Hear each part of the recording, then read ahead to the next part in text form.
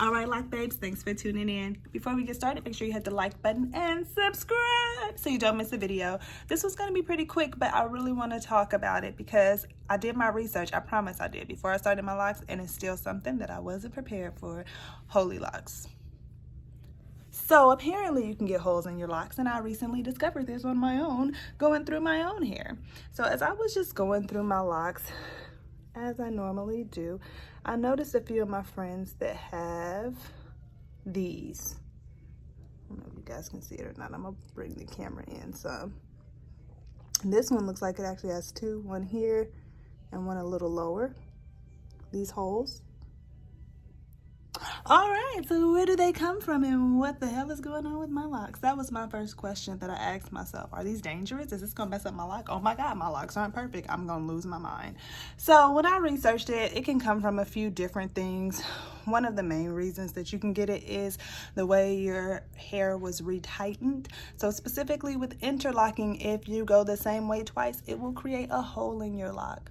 It could also be with starter locks. If there's any unraveling along the way, that could cause a hole in your lock. So you can get holes in your locks different ways, and I'm not sure what caused mine, but guess what? I'm gonna ask my loctician about it. For sure.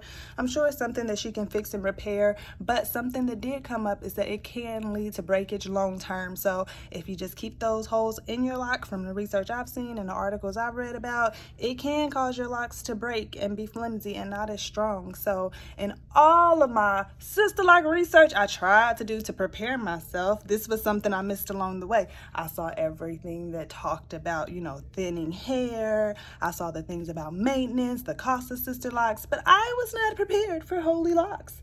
So like I said, I'm sure it's something that can be fixed. I'm not bugging too much about it, and I'm glad it came up because it has me thinking a little bit more about that self-retightening class, just so I know how to care for my locks if something like this was to go uncaught, I guess. And like, I have an appointment next week, so I'm sure it's not a big deal. But if I didn't have an appointment, if it's something I can maintain on my own, I think I'm gonna take the class to really learn how to do it. I think that's super duper important.